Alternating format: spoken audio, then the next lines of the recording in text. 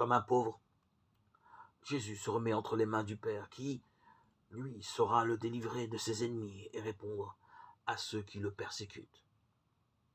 Mais voilà qu'à travers cette humiliation librement consentie et assumée se dévoile à tous la gloire du Fils de l'homme.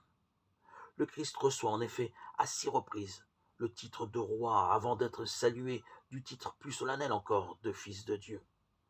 Jésus vient à peine de dévoiler son identité que déjà Pilate l'interroge. « Tu es le roi des Juifs ?» Et qu'il répond « Tu le dis ». Marc 15, 2. Pilate demande publiquement « Voulez-vous que je vous relâche le roi des Juifs ?» Marc 15, 9. Une fois de plus, Pilate insiste. « Que ferai-je donc de celui que vous appelez le roi des Juifs ?» Marc 15, 12.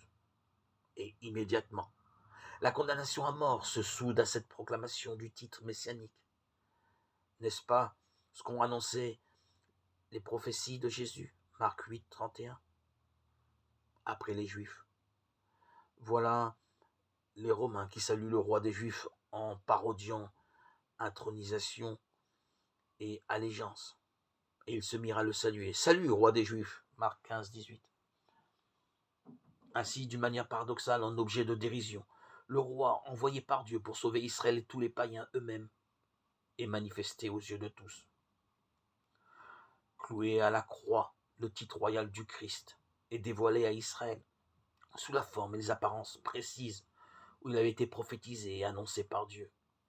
Le dessein du Père est accompli. Même ses ennemis les plus acharnés lui décernent ironiquement le titre de roi d'Israël. Marc 15, 32. Mais un voile reste sur leurs yeux puisqu'ils demandent encore à voir la gloire du Christ.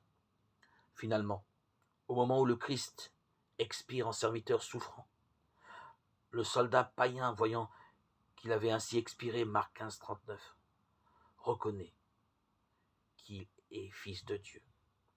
Ainsi, quelques-uns de ceux qui étaient présents, la foule, les Juifs, les païens, ont vu le Fils de l'homme dans la gloire de son Père, dont il accomplit jusqu'au bout la volonté de salut universel. Hébreux 5, 8, 9. C'est donc au cœur même de sa mission de souffrance qu'est dévoilé son mystère.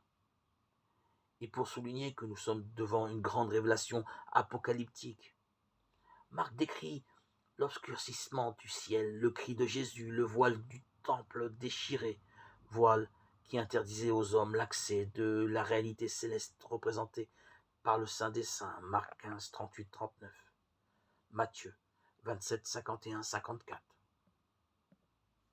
Ainsi, c'est dans le mouvement même par lequel le Christ se soumet à la volonté de son Père que se dévoile le mystère de sa filiation.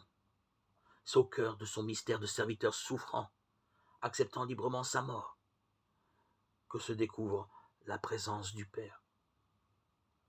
Voilà le souverain bafoué mais vainqueur, dont la révélation aux saintes femmes va bientôt affirmer qu'il est ressuscité, l'innocent et le juste mourant, conformément au plan de Dieu. Matthieu 27, 4.